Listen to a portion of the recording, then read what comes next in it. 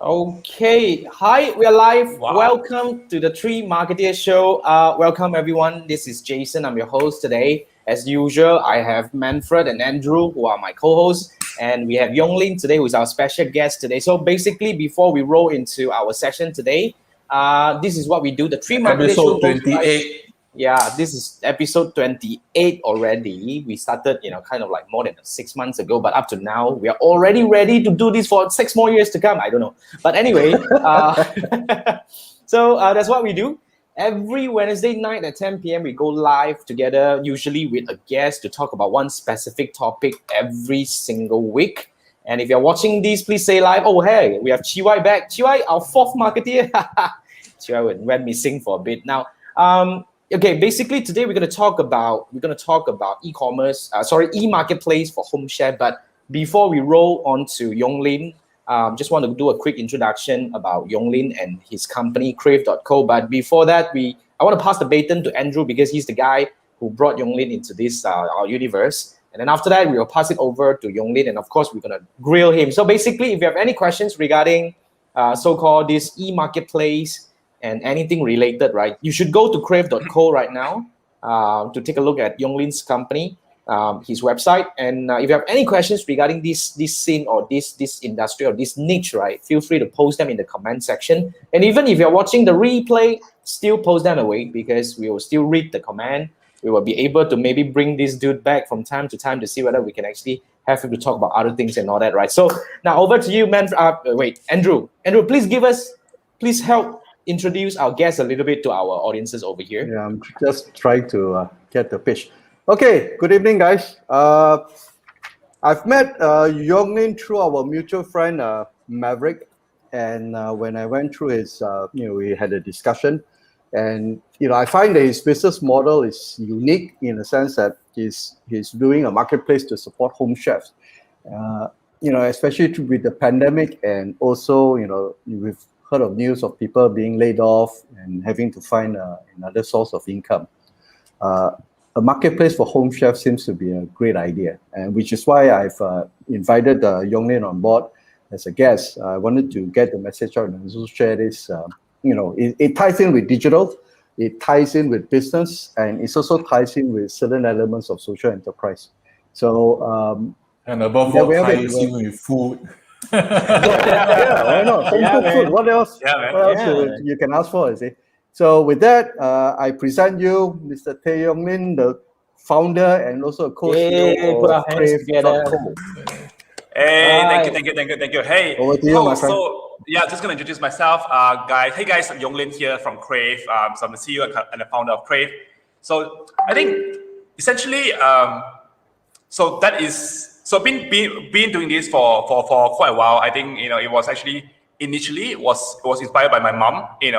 So it was a personal issue. I guess it was really personal. So it's like my mom was trying to sell her stuff, and then we're gonna go into that a bit more details, right? So, but I'm just a bit of background is that we started like about 2 or 3 years back. So I think most people say that we are very relevant in the pandemic and so on. I think, but the thing is that we didn't start with we want to tap into the pandemic market, right? We didn't start with that kind of thing in mind. We don't want to foresee the kind of future, but we just happen to see that it looks like because you think about that, right? Why do we Crave is basically like sort of like Etsy, Etsy in the States, but for food and grocery. So Etsy is is an $18 billion company in the US, and what happened is that they are in a pretty similar market as us. So they help mom and pops to sell art and craft. Now we help mom and pop to sell food and grocery. Now that's the only difference in terms of vertical. So pretty comparable. So that was how we started, right? So that was that was the time where we thought, you see, somehow another people gonna come in and step in and digitalize the mom and pop industry. Because if you think about that, this is not a new industry, right? This is not like, because pandemic is here, suddenly the industry is here. No, it's not like that, right? Ever since human has ever existed, right? People have been selling food on social media. Now, the days before social media, people, if you're in Malaysia, you probably are very familiar with seeing that, right? You will cook from your home kitchen, and then you will go out and open an illegal store, and you sell, right? That's all about it. That's actually mom and pop industry, right? So ever since humans are here, they are selling food already. Now, just that no one else is actually looking to how do we bring them online and so on. Now, that's actually what we're trying to do, trying to make sure that they have a platform to sell, and they have a tool to actually digitalize the entire business so that they can automate the entire system online. So that's essentially in a nutshell what Crave is all about.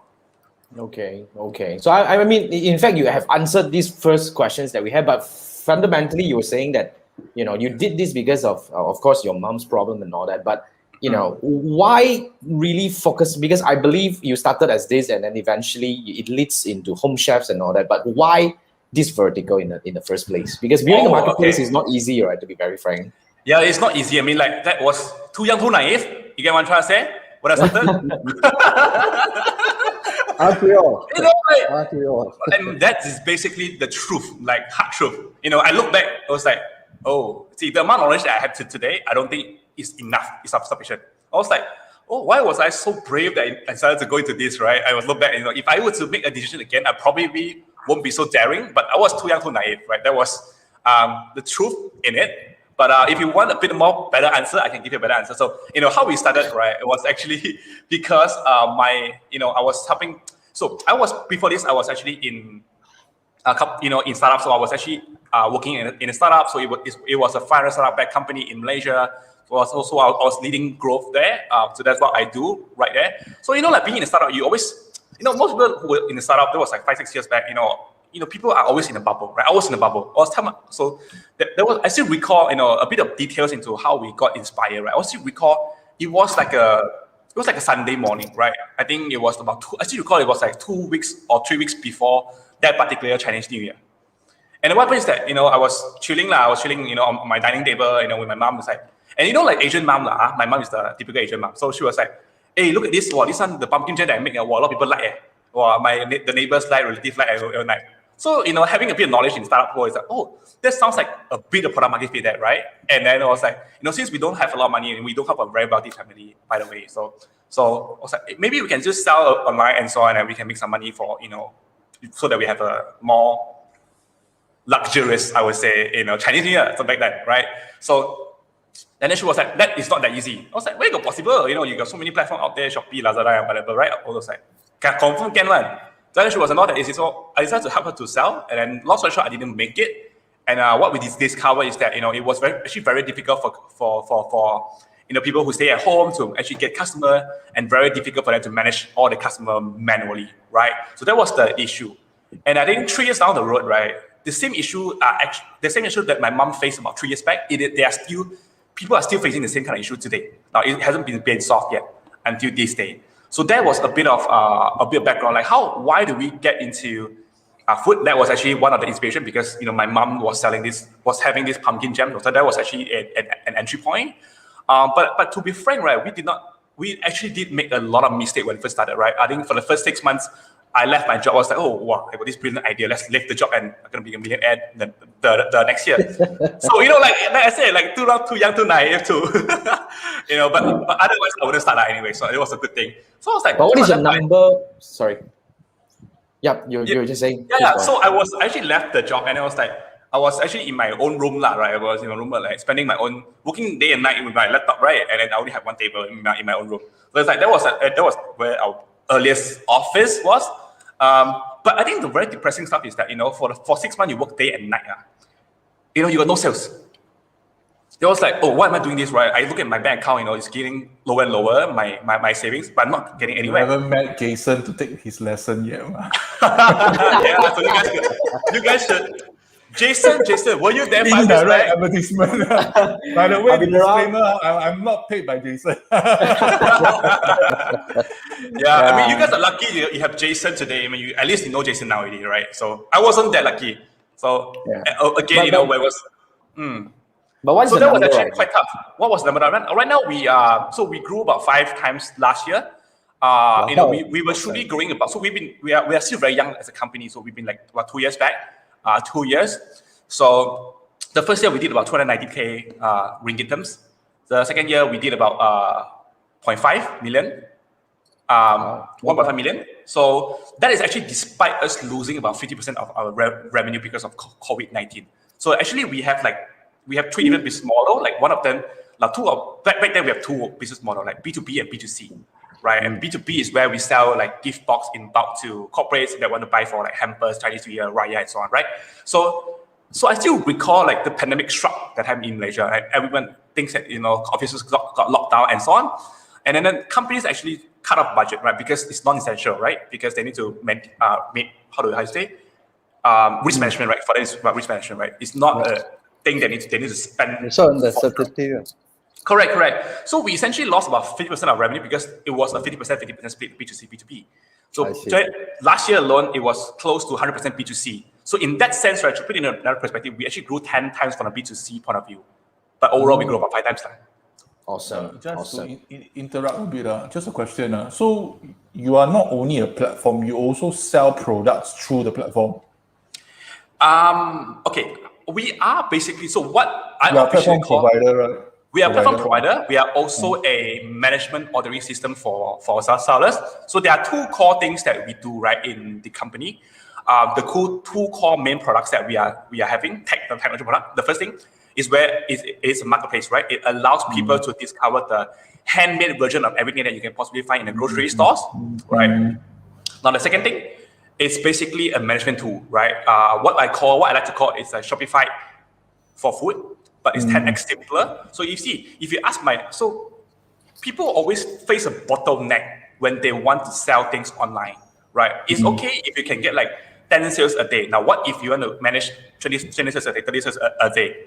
That is sales. That is not even inquiry. That we know that when you get 20 sales, you're probably going to get about 100 inquiries, right? You know, the funnel thing. So that is very difficult for them to basically manage. Like let me just run you through a bit of, what was the challenges when it comes to, our mom pups. So if they're selling on social media, right, manually, what they need to do is very simple.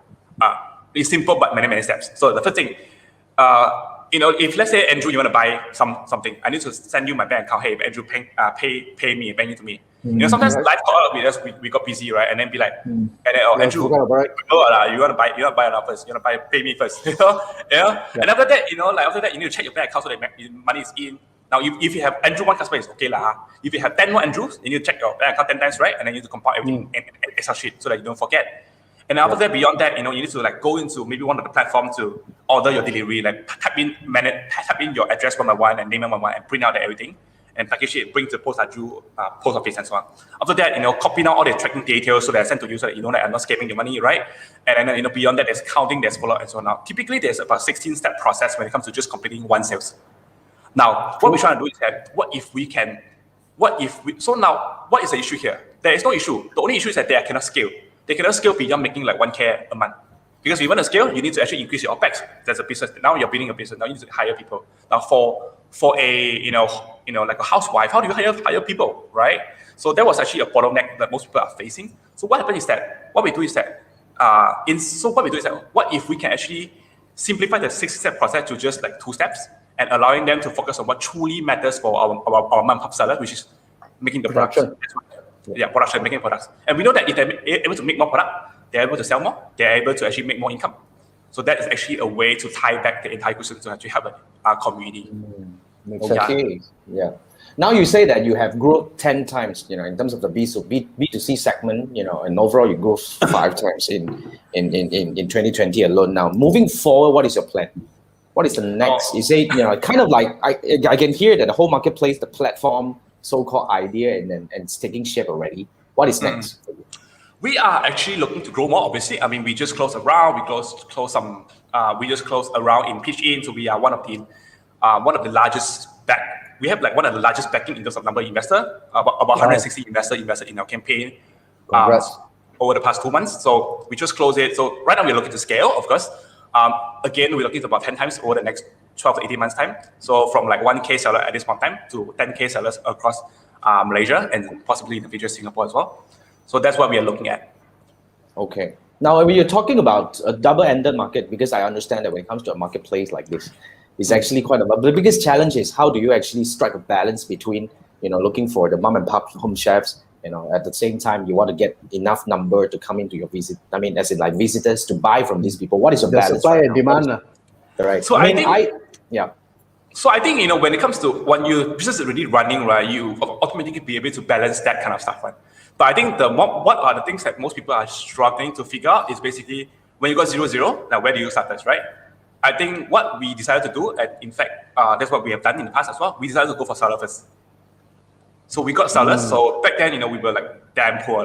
We got no money. So I mean, I got no money. I was the founder, but I got no money. So, so what I did was actually going to a local bazaar. Back then, there's no MCO, there's no lockdown. So local bazaar and talk to like 30 people, and that's where we got our first 30 sellers. So we started with seller first, and then what we do is that we decided to also, most mom and pops are basically like housewife or like aunties and uncle, right? So that's what that was. One of the challenges that we foresee was that but back then, the idea of going online, the idea of like e-commerce and so on is very novel for most people, right? They couldn't imagine what it's going to be like. So we thought about that. So what we decided to do was actually we go to their Facebook Instagram and so on. We go scrape their things. So we built a page for them already, and then we show them, hey Andrew, look, this is going to be your page. Now, if you say okay, now it's going to be live the next moment. Are you good with that? Wow. It's something that Benford can take note, I think it's a very good idea. It's kind of like I'm forcing you. It's already done, or you want this or not? You want this, then we go. Then you don't want this, I'm just going to scrap this, right? Yeah, I mean the most important thing is that it's hard to if we're gonna call you like, hey, Andrew, we're gonna be an e-commerce platform, it's gonna be very amazing, gonna be very pretty. All this no point. Show you, very pretty. Okay, got him. Let's go live. Yeah, true. I want to tap on the growth hacker part of you because I actually took a quick glance of your kind of like the background. You're actually the growth hacker for your previous company. So moving forward, because now you're talking about you need to actually take the heavy lifting off the home chefs, that you have to put it on your shoulder right now in terms of striking the balance in between. So what is your strategy on both ends right now? Just give us some idea. What are the platforms that you're using? Are you running ads or are you actually going pure organic? What is the strike of balance over here? Right. We were actually running ads. I think in running ads is very effective, very fast, but at the same time might not be very profitable. Right? Sometimes you might lose money as well. So because of the nature of our business, like if you have at least a 30% margin, now for most product owner, you do have at least 30% margin. That's great. But you should definitely utilize, meaning in my opinion, you definitely utilize like social media marketing and so on, right? But for our case, it's slightly different. Now we only have a very slim margin, about 10+%. It's going to be that means that for my return on spend, I need to be about 10x or at least 8 to 9 times on average. So that's actually quite tough in terms of that. So we actually burn a ton of money, although we grow a lot back then, burn a ton of money because of that. So moving on, we are trying to actually go, less reliant on, so I would say like more towards diversifying our channels, right? Not only on social media and paid acquisition, we're going to like communities and so on. So what we're trying to do is actually building niches from niches. Like we're trying to build like, probably the largest selection for vegan products, largest selection for confinement food, largest selection for, keto diet products and so on. Niches first, you try to conquer one by one.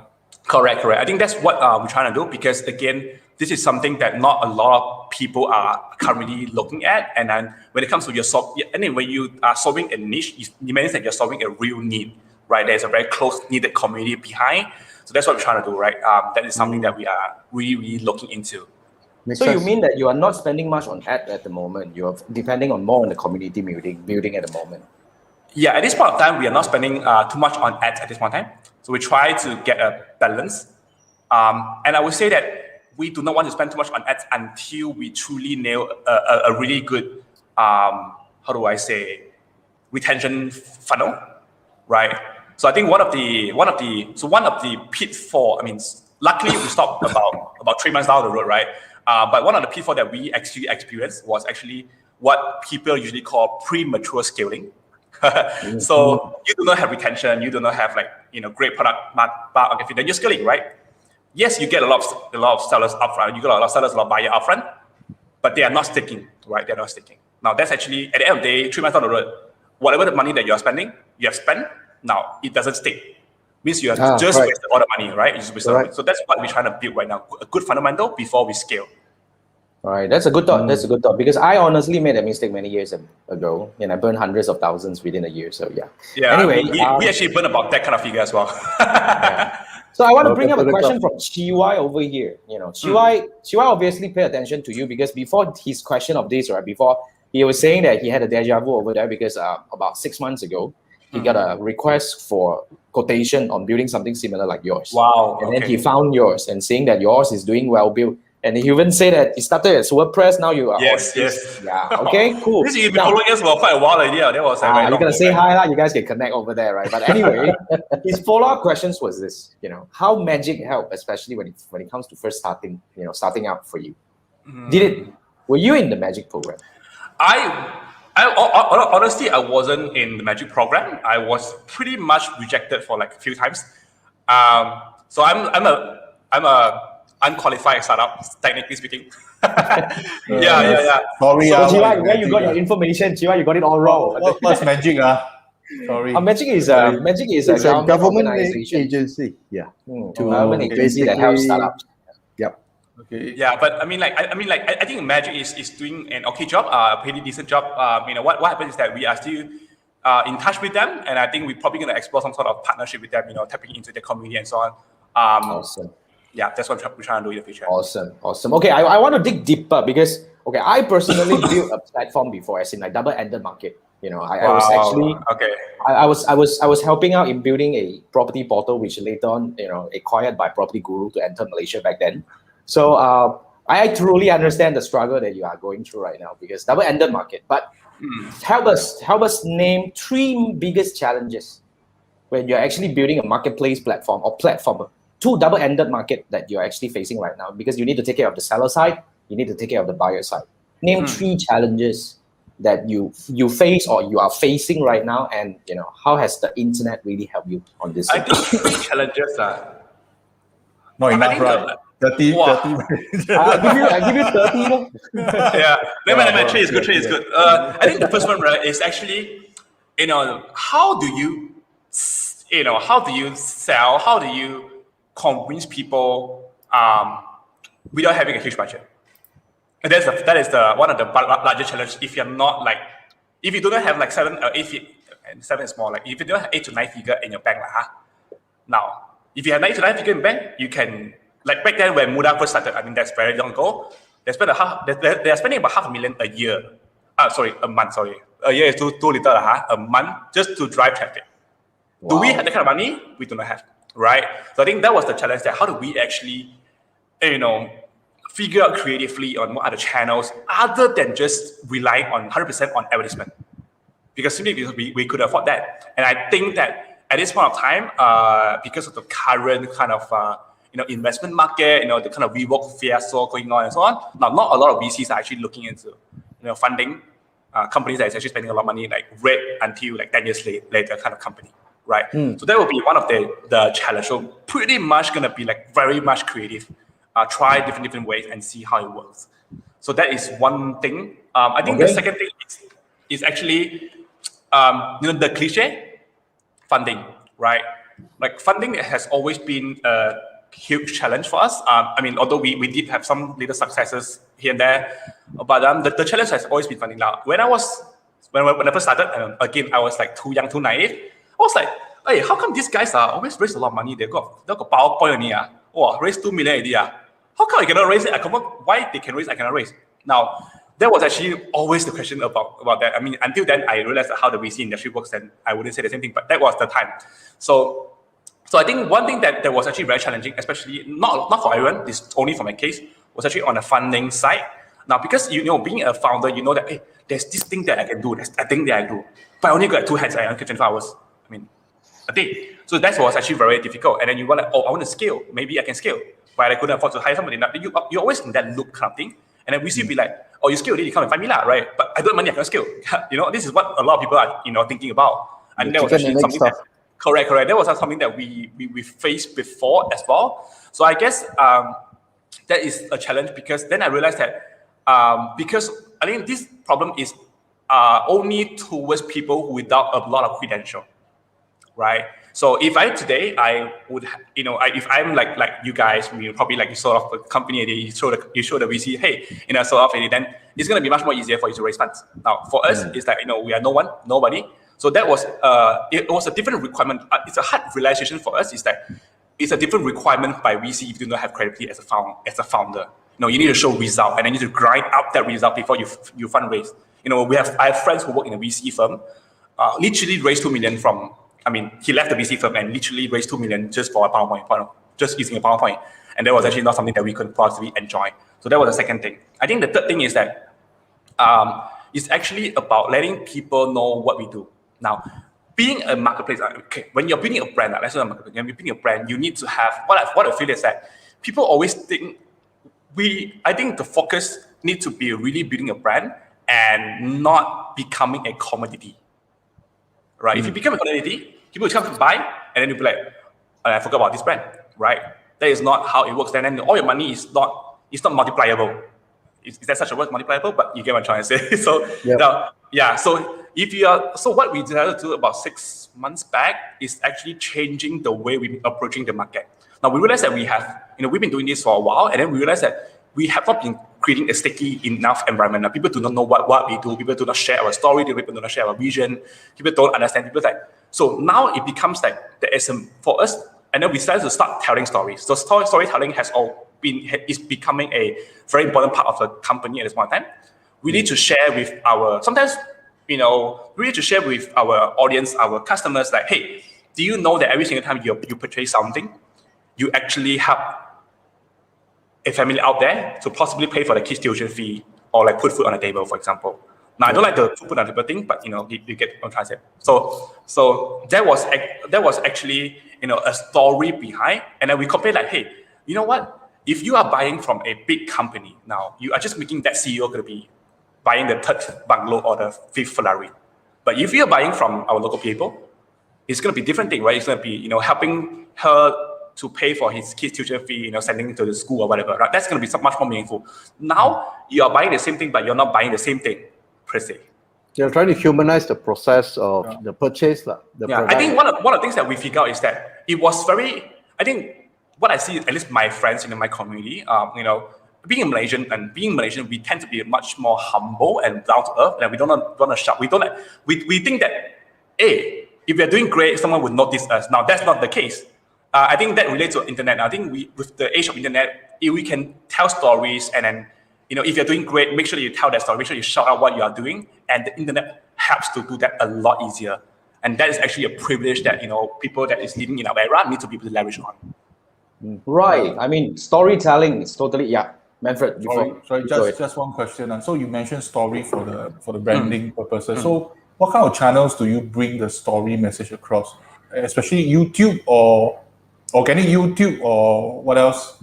TikTok. We actually when we first started building, we are still in the process of building up the branding side and storytelling side to cover all channels. I think the ideal scenario is that we want to be able to cover all channels, right? So there's end-to-end marketing touch points, right? So, but right now, because it takes time to build that. So when we first started, which channel did we pick to start? We decided to pick emails actually.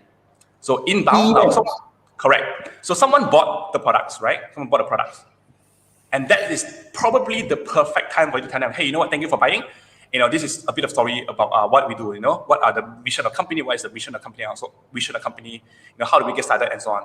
So that was that once we have done that, right, we've seen tremendous stickiness happening. People will write to us, hey, you know what, I didn't know that I've been buying for like the past 1 year, but I didn't know that this is what the brand stands for.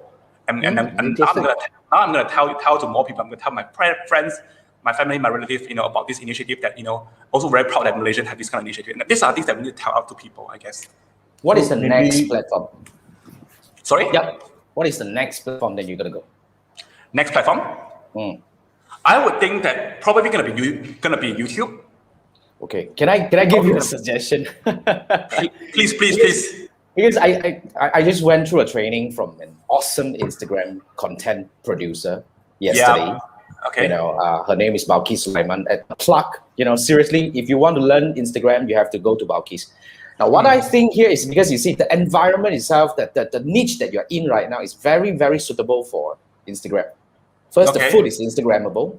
Second, it's a lot easier for people to share food via Instagram. And then it's a lot easier for you to amplify the story via Instagram. But first thing first, you have to subscribe to Balkis' so-called course first. We're going to turn that into an evergreen course soon. Then you probably want to consider. Because we just went through a 3-hour grill with her. She is insane. The way she put together a framework to tell story. But I really think for the next frontier that you should be looking at is really the Instagram. Yeah. You guys would agree with me. And Even our Chunyan, which is basically a fitness instructor. I don't know. anything visual, visual should His have business on is 100% Instagram. Yeah, I think that is something that we've been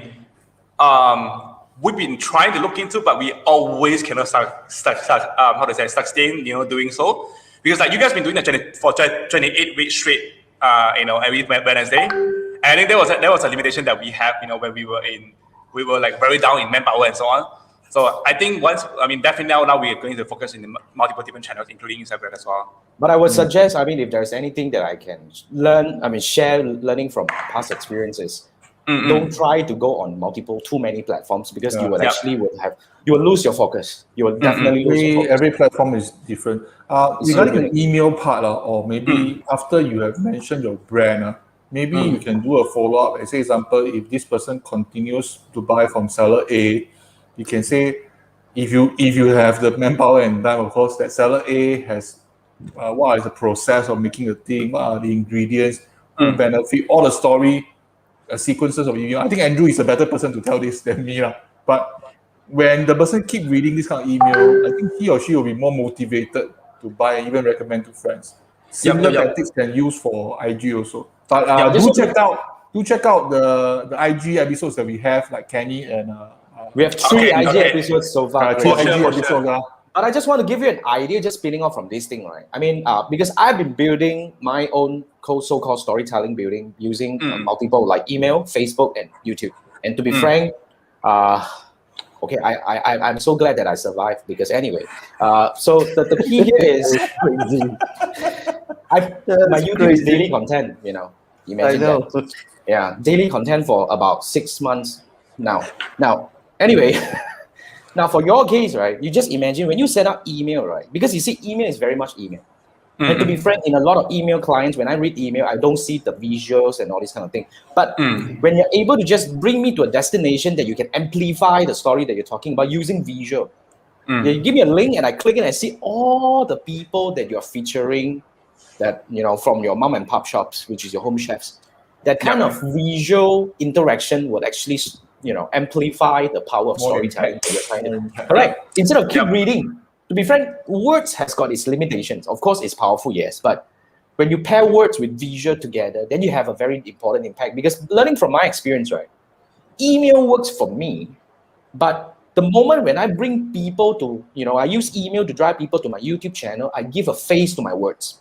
So when people just not just reading from me, they will start imagining reading the email using my voice. I think that kind of interaction strengthens the relationship that I have with it closes the loop. So just to see whether we can actually. There are people who love to read rather than watch videos, but these are a very small percentage. So I think it's better to serve the bigger percentage where they watch video rather than reading, or even the social media organic posts. So the video part is important. YouTube and TikTok, but that one, every platform has its own rules that you have to figure out. Of course, IG also can do videos also. I think IG TikTok is still very much, because it depends on your personal. Those depending on correct. Yeah, depending on that. And IG has a lot more. Yeah. One thing we find, maybe I haven't been doing like enough experimentation. I think one thing we find that our demographics are generally on Facebook much more than IG. What is the age group? Like 35 to like 50. Female or male? Female. You might be surprised. You have not touched IG much, I think. I think so too. Yeah. You have not touched IG much. I think you probably want to test it a little bit here. It's female. If it's female and this age, right? Fundamentally they are shifting heavily towards IG. Check from Balkis about this number. I think I will see if I can bring it on again in the future. But Instagram, because YouTube, right, relatively has got a different ballgame. Because YouTube is heavily depending on the search. Because to be frank, if I'm more interested, if you're asking me to go to YouTube to watch your video and all this kind of thing, right, it's kind of like a bit. Oh no, difficult. I'm actually thinking about when it comes to the branding point of view, it's all about. So what we're thinking is actually on YouTube ads and so on, not exactly on a YouTube channel, right?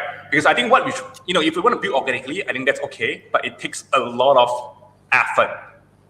What is the shortest period of time? Now, if you have money, go for the shortest.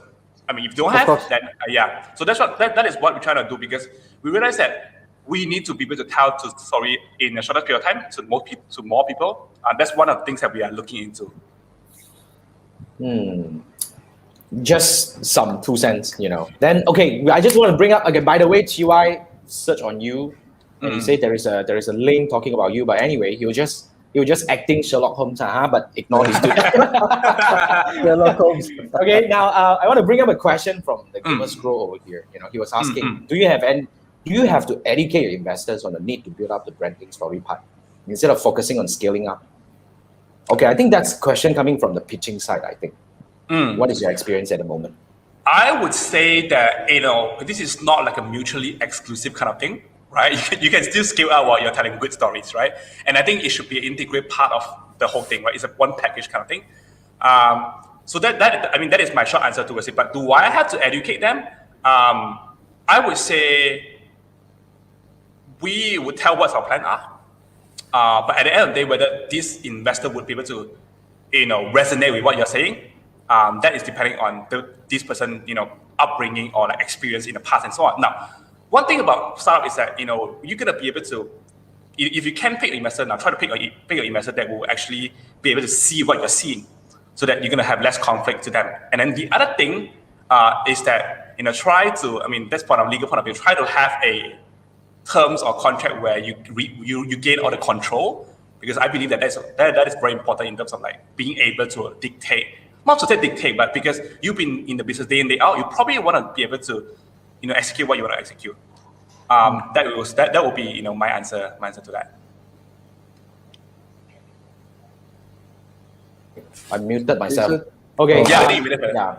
Sorry. Thanks, Gamers Grow, for the question, and thanks, Yong Lin, for the answer. Now, I want to bring up to the next question, which is, you mentioned that you have a very small team, okay? And we were told that you have 4 at the moment. 4 years down, and you only have 4. That's a very, very super lean startup at the moment.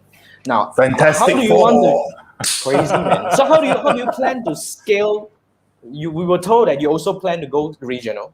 So how do you intend? How do you plan to scale with this number, or do you actually have the expansion plan at the moment? Yeah, we can. Obviously we can. I think the only reason why we need to raise funds is because we need the resources to scale. That resources would mean that we have more resources to, build a great team, to hire more people, and then to, add on a talent pool and so on. So I think the answer is that we can with 4 people. Definitely, for sure, it's not possible. I think it's not even possible for Malaysia market alone, right? So that's why we are actively hiring. So a shameless plug right now, if you know people who is looking to join a company, developer, marketer, projects guys, interns, and so on. Now we are actually massively hiring at this point in time. So yeah, ping me directly. Yep. So must provide the link. I think you need to actually come to my Facebook to comment and say hi, so that everybody can follow you right away. Okay. Wait. Where's my? Later. I think anyone who is looking to join. Yeah, anyone who is looking to join a great startup that has got a very bright future, then please, talk to Yong Lin right away, because I commented. Do you guys see? Yes. He just hey hi. So go and talk to this guy. Basically he's hiring everybody. I heard you mentioned all the positions, right? Even the CEO there. Anyway, just talk to him. Now, okay. Basically, just a quick one. Okay, Gamers Group brought up another question, which is talking about the framework of to growth hack the company. You did mention a bit just now, which is you talk about, one of a good hack that I saw just now is you build your profile first before you talk to them. That's a very good hack, I would say. But, talking about the framework, just lift us up a little bit, look at this in a bird eye view. What are the elements that you're deploying right now? I'm not sure whether I'm a great person to answer this. All these seafood are here, but I'll try my best. To answer this. So you see, I would like to say that growth hacking is not sustainable. Hacking is just one idea and one hack for one particular small little use case now. But what's important is actually the growth framework, right? The growth engine that you're building behind your company. And that was something that we learned. How did we get to 10x growth for B2C side? That was because I think the turning point was because we joined a accelerator we accelerated in Taiwan. So we were invested by this VC called SOSV. So they are a global VC. So I think we're proud to say that until today we are still the only Malaysian company and the first and only Malaysian company in that program. So I think it was very different from local kind of programs. So what we learned was actually being able to put in a framework to focus on growth. So a bit of overarching idea is basically having a very clear. Okay, so if you want to start something, go and research on, go and find something called this few key phrase called one metrics that matter, right? OMTM, one metrics that matter, and things like North Star metrics for your company. These are things that will be a guiding principle to your company. So basically defining a goal for your company and eventually following through the entire goal. And only do one thing at one point. If you are small enough, you need to be able to focus on one thing at one point. So for example, what do we have in our company is very simple. So how do we grow? How do we have that? First of all, the way we do day-to-day every Monday, we will be defining, hey, this week we want to be able to improve our conversion rate, for example. Okay, our sign-up rate, right? Then we're going to have a bunch of ideas. Of course, there's a framework to prioritize your ideas. That's going to be a separate conversation. We're going to have that, and then this week we can do like not five too much, right? If it's 4%, 3 different ideas, right?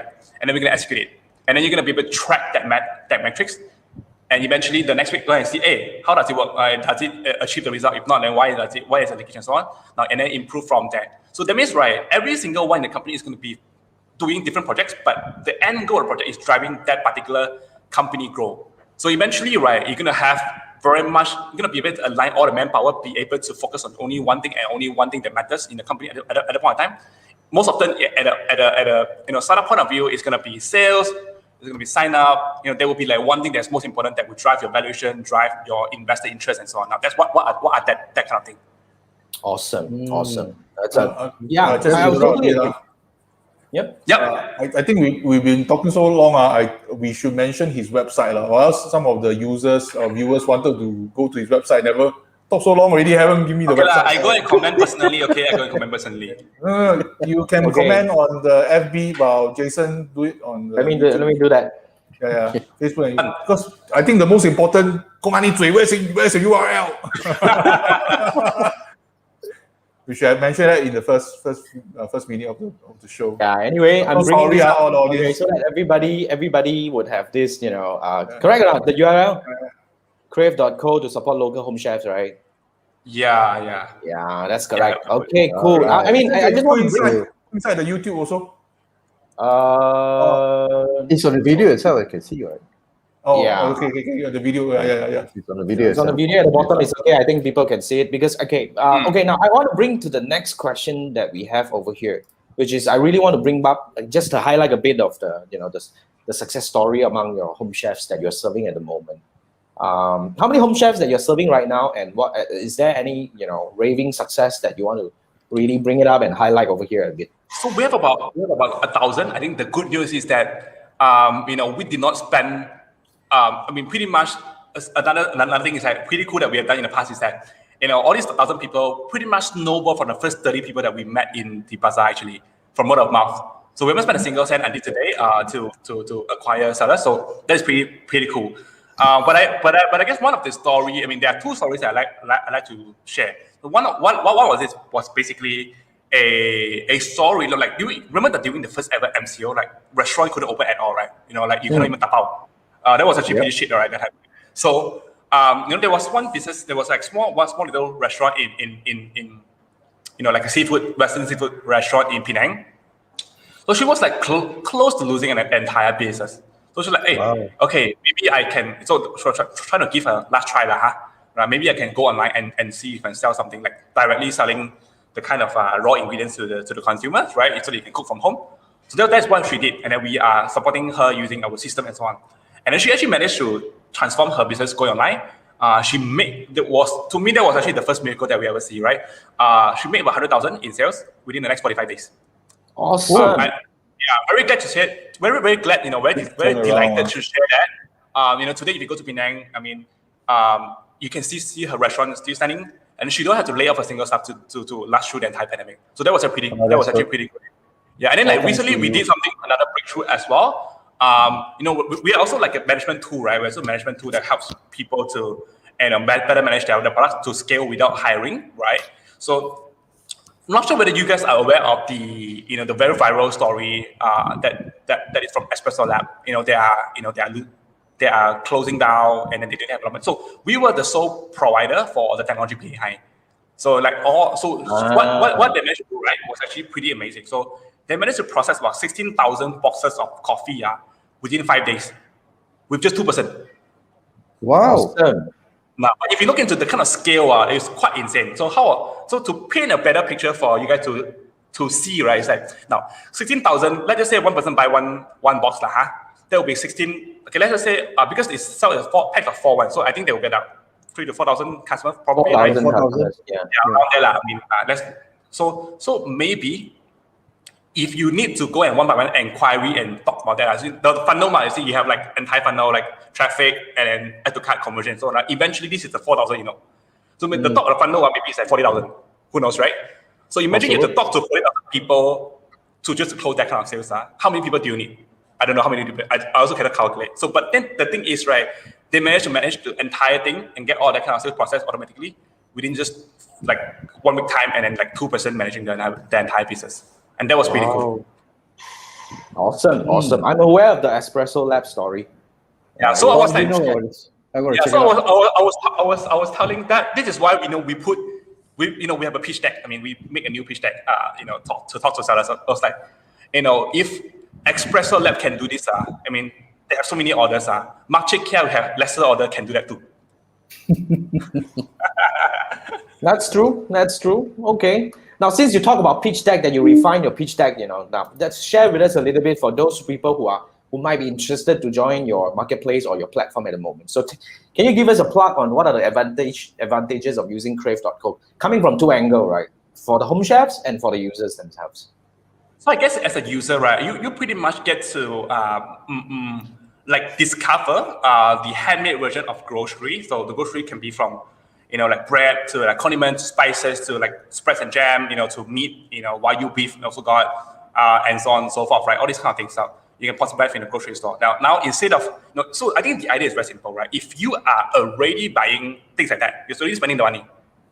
So why not actually spend on a local seller and being able to support their business? Now that's actually an option that doesn't cost you any money. It's just a switch of decision that you are able to make much more impact. Now that's actually one way to think about that. Now the other way around, if you are a seller or if you know a community that would be benefited from it, maybe you're running a seller community, or maybe you are teaching people how to go online.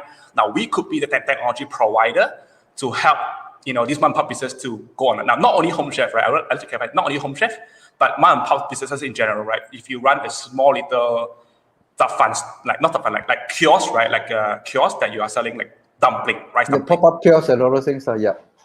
Like hawker center kind of kiosk, it's fine as well. Or maybe you run a small little restaurant that you want to sell like bao online, right? That's fine. So our solution is actually totally free at this point of time, and we can actually help you to put it into perspective. Imagine Shopify. Now, there are 2 ways of going online, totally digital. 2 ways. The first way, basically you need a platform, right? The first way to go about this is actually you hire somebody to build it. I mean, then with the kind of feature that, with the kind of feature that we have, right, it's probably going to cost you like 5 figures. Now, the other second thing is that you do it on your own DIY. Now, that's actually true, DIY. But if you do not know how to do technology, if you do not want to spend 10K, that's where Crave comes in. Right? And then essentially we give you a micro site, a personal site, right? Your website, the link itself doesn't contain any other people's product. It's only your product and so on. So it's basically your own micro website. So it allows you to transact and allows you to automate every single thing from getting orders to payments to logistics to post customer survey to even remarketing as well, right? And all that kind of stuff. So I would like to point out in a sense where how are we different? Like people might say that what is the easiest to build DIY? It has to be Shopify, because right now it's probably going to be one of the easiest. WordPress or Shopify, things like that. But if you think about that, our mom and pops are generally, the kind of audience that we are serving are mom and pops, right? And they are in general about like 50-year-old, 60-year-old. I mean, basically imagine my mom, right? My mom is at that kind of range right now. If I ask my mom today, hey, mom, can you go and build a Shopify website right now? I would say cannot. Easy, Shopify. I go shopping better. And then, Crave is very simple. Crave, you sign up online directly. 5 minutes later, you have a store set up, and that's done. Wow. And then it's free. Right. Oh, it's So free, what okay. about okay? You cover the user side, which is since you're buying, might as well go and buy from that, right? Okay, that's a very good one. At least now we understand better in terms of the whole platform wise. It's in like, you have a very clear idea and direction. I like it that you niche into this, home chef angle where it actually helps you build so-called, the business in a better way. Now let's move to the next question over here because I want to ignore Chiwa. He's been trolling over there. So Chiwa has been talking funny things over there. Chiwa is on the road today. I let you have fun. I'm gonna ignore that part. Unless Too much whiskey today. Yeah, I mean he got energized, because I think he actually just recovered from, he was down for a few days anyway. Okay, learning from starting a I business. thought it was because we are very interesting today. Not like that, definitely, right? you are interesting. Definitely, I think yes, because like he said, he actually received an RFQ about this, to build something similar like yours. That's why he dig deep on you already. Yeah. So I think it he's takes an very entrepreneur to recognize an entrepreneur. Yeah. So okay, I want to actually let's share with us a bit some of the key learning. Let's name 3. I think we don't want to actually drill too much on this thing. What are the 3 key learning of starting a business? You say you're too young, too naive. Fine, but up to now, I don't think so. Yeah, being naive lah. Being young is good, no. Yeah. So You're 4 years more down. courageous, huh? Yeah, you built something definitely, and it's already kind of like you just achieved a 10x growth last year. So what have you learned? I guess it's, we have like 3 things. a ton of, let me try to get to 3. You probably have 30, we have right? we have a ton of, we have a ton of really near that scenario. Like literally tomorrow, we're going to be closing shop. I mean, not a ton. I would say it proved to be a bit more descriptive. I think like 3 to 4 times in history. So you see, it's a good. People might be. I guess some of you might be thinking, hey, how come Yong Lin only talk about 2 years worth of history of his numbers? Because we only truly generating result 2 years down the road. So I've been working on this idea for 4 years. For the first 2 years, it was close to 0, right? That was shitty times, right? If I were to give up at any point within the first 2 years. We wouldn't be talking today, I guess. So that was, I think the first thing is about whether or not you are really sure. I think there's a fine line between like stupidity and being persistent. And I do not know how to differentiate. I just happen to be able to somehow make it until today, I guess. So I'm not sure I'm the one who is stupid. I'm the one who is persistent. So I think the term will be foolishly persistent.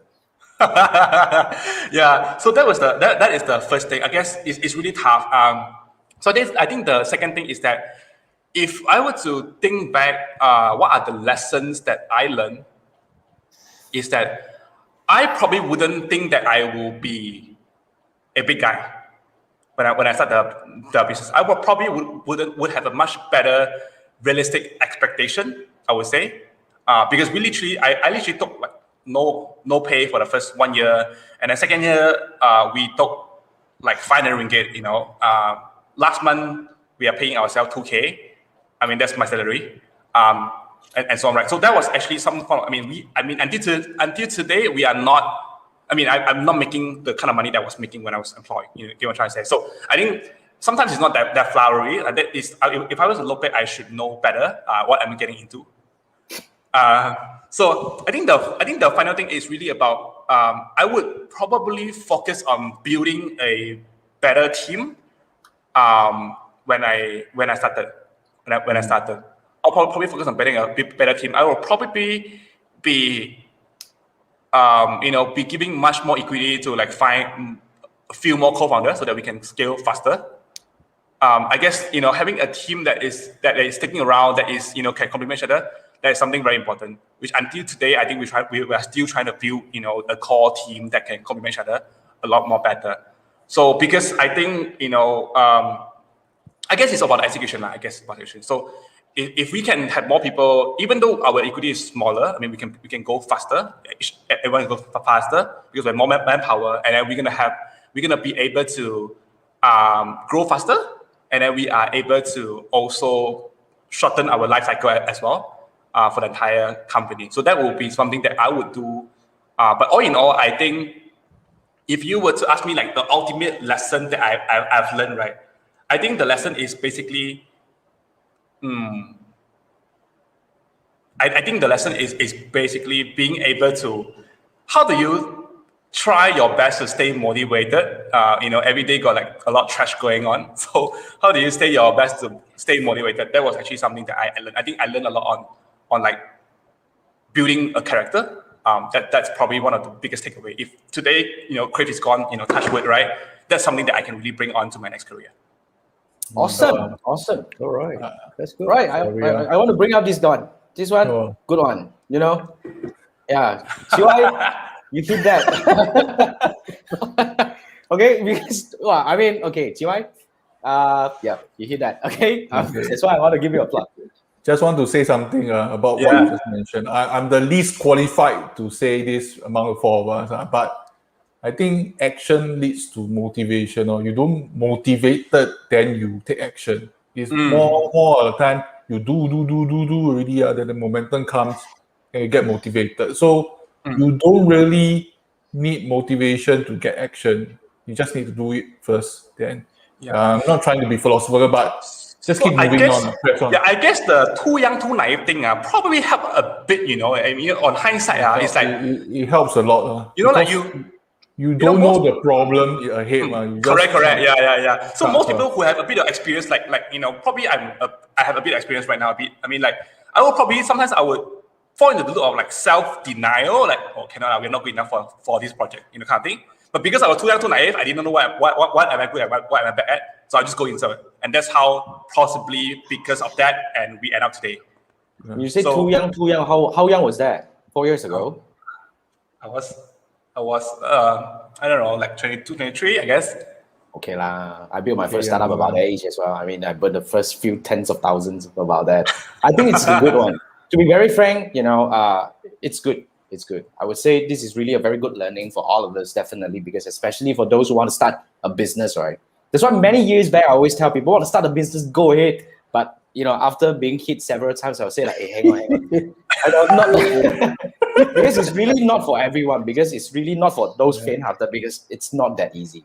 Everyone who have gone through the process of, especially the process of being shitty, right? Correct. It's not, correct. Like, when you're an entrepreneur, right? You know this, like, I think when you're an entrepreneur, you tend to, I'm not sure about you, or I help my friends and myself experience the same. So people, like your friends will come to you, or people who you might not know in your past, come to you and say, hey, wow, you look like very glamour, now are always on newspaper, this news got news, and go and get prize and all that kind of stuff. Wow, I also want to be an entrepreneur, That is what people tell you usually. So I was like, then usually I will ask them things like, hey, then why do you want to start a business, or you want to make a lot more money, you want to be a millionaire, in the next 3 years time. Then I think that would be very tough, because then I always tell them that if you want to make more money, I think you have you have a higher chance to make more money being a property agent or like being a insurance agent. You have a higher chance of getting a bigger. I mean, in fact, my friends who is like same age with me in high school now been doing property for a while. He's already damn rich now. So I mean, I'm still here. So you have a higher chance of becoming a millionaire, becoming a property agent than doing this stuff. But so like it's very high chance that you lose all money, you waste all your entire life, and that's not. If you are thinking about that, that's probably very, very difficult. Yep. Cool. Yeah, that's totally true. I would say the same, but anyway, whatever you want to do, you do lah. You gotta hit the wall to feel it anyway. I think these are the people who I used to tell my friends who are working, and when they see the entrepreneur life is so glamorous. So my first few advice to them is: are you prepared to go on no food or have one meal a day? Number one. Number two is very likely that you will not get paid for 6-9 months or even a year. Then number three is: are you prepared to survive on 4 hours of sleep 7 days a week? And if you're prepared for that, then welcome to the entrepreneur world. If you're not, then that's it. Sounds like we have experienced that before, because I personally, I literally have experienced. I mean, I look very young now. I literally have experienced that. So I went to Tapan store last time, and my post got no money, I got like one tabung of like shilling. I need to calculate the shilling and go and buy my food. That was actually I some of did the that too. moments that we had. Yeah. Yes. You use shillings to pay for petrol. Correct. But the Okay. thing is, that's why those are the things that actually toughen you up. So but it's glamour, but those are the things. The real world of entrepreneurship is raising funding and all those things is for other people. I like how all these ends. Really, you were saying. No. I am totally, with you guys. I mean, this is some of the things that people are, people do not talk about this. People talk like you raise a lot of money. Then that's where I realized that that's something that happened on my Facebook. Whenever I announce an achievement, we raise money, or we, on this newsletter, a lot of likes. Talk about any other things, no likes. People don't give a shit about other things. Of course. Okay, so I want to the website of the week. Yeah, we want to bring it back to the website of the week. Let me put it up into the chat first. Anyway, the website of the week is definitely the website of the day. Okay, so let me bring it up. I'm just gonna. What sort of plans do you have for Puasa and Ramadan? Let's. Just give us some introduction. Come, let me bring back this already at this page right now. Come. Oh yeah. Okay. Cool. So I mean, like we are actually, every year what we're trying to do is that we're trying to bridge the corporate. So we have a lot of corporate clients who is asking to, corporates usually sometimes they will buy things like hampers, gift box to give to clients, partners, and stakeholders, and so on. So usually that is what they're buying. So they're already buying this. So what we decided to do is that we decided to bridge the corporate demand with our mom and pop businesses, right? And this is something that we are doing for the past couple of years time. So I think a quick pitch to this is that we are having like a lot of really nice, if you're looking at the screen right now, really nice Raya, gift from local people, local businesses that we can definitely serve to, corporate clients out there. So we have served hundreds of different corporate clients from Singapore and from Malaysia, ranges from SMEs to multinational companies, to Fortune 500 companies as well. So I think some of the things that we can do is that we basically are able to align with your company mission, which is actually to also be able to support the local economy. And it comes with a card that tells the story and so on and so forth. So if you are keen to look into this, and if you are anyways already buying, right, so might as well look into that this option. Because like I say, I always tell, no matter our clients or our customers or whoever, now if you already have the budget and if you are memang planning to buy it, now you have an option. Whether you want to spend the same money and make it more meaningful, or you spend the same money and buy the same thing that you've been buying for the past 10 years. So which one would you choose? So that is actually something that we've it's been available in Singapore. You go and check out the website. Yeah. So so for everyone, the because packaging is quite unique as well, isn't it? It's nice, different it's nice. from I what think you it's get well from. Yeah, it's very unique. So if you scroll down to the bottom, right? So you scroll down to the bottom. So this is actually one of the gifts that we did it for Night Frank Malaysia.